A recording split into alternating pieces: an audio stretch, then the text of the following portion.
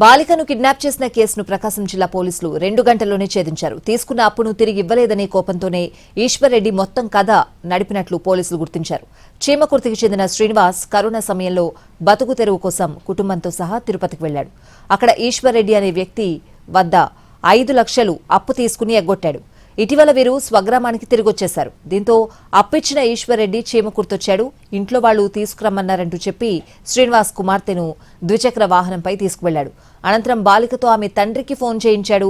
తనకివ్వాల్సిన డబ్బులిస్తే బాలికను వదిలేస్తానని లేదంటే చంపేస్తానని బెదిరించాడు. దీంతో బాలిక తల్లిదండ్రులు చీమకుర్తి పోలీసులకు ఫిర్యాదు చేశారు. జిల్లా ఎస్పీ దామోదర్ ఆదేశాల మేరకు అప్రమత్తమైన ప్రకాశం, నెల్లూరు జిల్లా పోలీసులు జిల్లా సరిహద్దుల్లోని అన్ని చెక్పోస్టుల్లో వాహనాలను తనిఖీ చేశారు. సాంకేతిక పరిజ్ఞానం, సీసీ కెమెరాల సాయంతో బైక్ నెంబర్ గుర్తించారు. ఈశ్వర్రెడ్డి కదలికలను గుర్తించి కావలి సమీపంలో అదుపులోకి తీసుకున్నారు. బాలికను సురక్షితంగా రక్షించి తల్లిదండ్రులకు అప్పగించారు.